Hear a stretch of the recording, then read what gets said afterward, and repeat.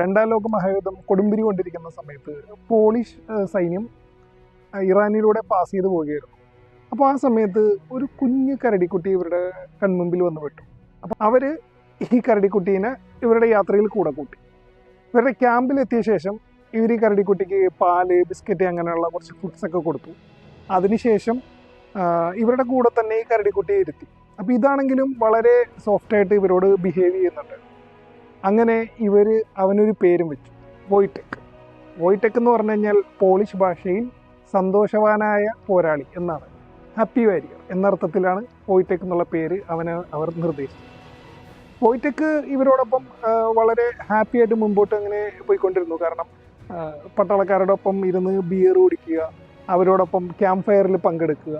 കൂടാതെ even parade ചെയ്തിരുന്ന സമയങ്ങളിൽ ഇവർ ചെയ്യുന്ന സെല്യൂട്ട് പോലും വോയ്റ്റെക് കണ്ട് പഠിച്ച് അതുപോലെ ചെയ്തിരുന്നു എന്നാണ് പല റെക്കോർഡുകളും പറയുന്നത്. അങ്ങനെ ദിവസങ്ങൾ കടന്നുപോയി. വോയ്റ്റെക് പട്ടാളക്കാരോടൊപ്പം ഉള്ള ഉണ്ണല് ഉറങ്ങല് തുടർന്നുകൊണ്ടേയിരുന്നു. പട്ടാളക്കാരും അങ്ങനെ തന്നെ. അവർ പരിശീലനത്തിന് പോകുന്ന സമയത്ത് വോയ്റ്റെക്കും ഇവരുടെ കൂടെ വരും. അവനെ കൊണ്ട് പറ്റുന്നതെല്ലാം കണ്ട് പഠിച്ച് അവനും ചെയ്യും. ഒടുവിൽ ഈ പട്ടാളക്കാരോടൊപ്പമുള്ള ഈ വോയ്റ്റെക്കിൻ്റെ ഈ ഒരു സമീപനവും അടുപ്പവും കണ്ടു കഴിഞ്ഞപ്പോൾ പോളിഷ് സർക്കാർ തന്നെ വോയ്റ്റെക്കിനെ ഒഫീഷ്യലി ആർമിയിലേക്ക് എടുത്തു. അതെ, അവന് സ്വന്തമായി റാങ്കിങ്ങും സീരിയൽ നമ്പറും വരെ പോളിഷ് സർക്കാർ കൊടുത്തു.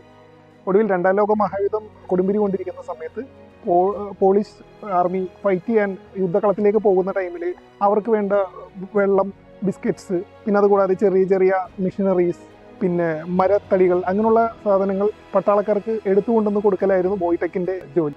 രണ്ടാം ലോക മഹായുദ്ധത്തിന് ശേഷം വോയ്റ്റെക്കിനെ സ്കോട്ട്ലാൻഡിലുള്ള എഡൻബറയിലെ ഒരു സൂവിലേക്ക് മാറ്റി. സൂവിലെ ജീവിതം അത്ര സന്തോഷകരമായിരുന്നില്ല.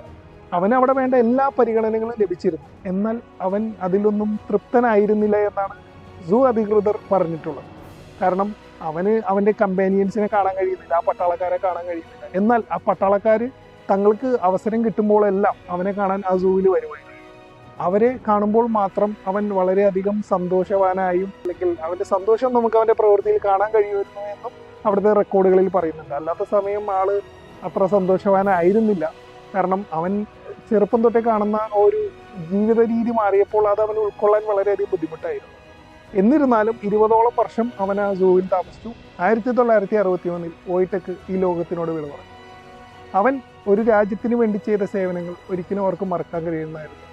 അതിൻ്റെ ആദരസൂചകമായി സ്കോട്ട്ലാൻഡിലെ എഡൻബറയിലുള്ള പ്രിൻസ് സ്ട്രീറ്റിൽ വോയ്റ്റെക്കിൻ്റെ പേരിൽ ഒരു പ്രതിമയെ സ്ഥാപിച്ചിട്ടുണ്ട്. ഇന്ന് എഡൻബറ വിസിറ്റ് ചെയ്യുന്ന ഏതൊരു സഞ്ചാരിക്കും വോയ്റ്റെക്കിൻ്റെ ആ സ്റ്റാറ്റു കാണാൻ കഴിയും. അപ്പോൾ മനുഷ്യനും മൃഗവും തമ്മിലുള്ള വലിയ സ്നേഹത്തിൻ്റെയും പരസ്പര ധാരണയുടെയും വലിയൊരു ഉദാഹരണം, ജീവിച്ചിരുന്ന ഒരു വലിയ ഉദാഹരണം തന്നെയാണ് വോയ്റ്റെക്. വോയ്റ്റെക്കിനെ കുറിച്ച് നിങ്ങൾക്ക് എന്തെങ്കിലും അറിയാമെങ്കിൽ നിങ്ങളുടെ കമൻറ്റുകൾ പ്രതീക്ഷിക്കുന്നു. ഇതൊരു പുതിയ അറിവായിരുന്നുവെങ്കിൽ അതിൽ ഞങ്ങൾ സന്തോഷിക്കുന്നു. അപ്പം നിങ്ങളുടെ വോയ്റ്റെക്കിനെ കുറിച്ചുള്ള അറിവുകളും ഈ വീഡിയോയെ കുറിച്ചുള്ള കമൻറ്റുകളും തീർച്ചയായും പങ്കുവയ്ക്കുക. ഈ വീഡിയോ മാക്സിമം എല്ലാവർക്കും ഷെയർ ചെയ്ത് കൊടുക്കുക. ഇതുപോലെ മറ്റു ഇൻട്രസ്റ്റിംഗ് ആയിട്ടുള്ള വീഡിയോകളുമായി വീണ്ടും കാണുന്നവരെ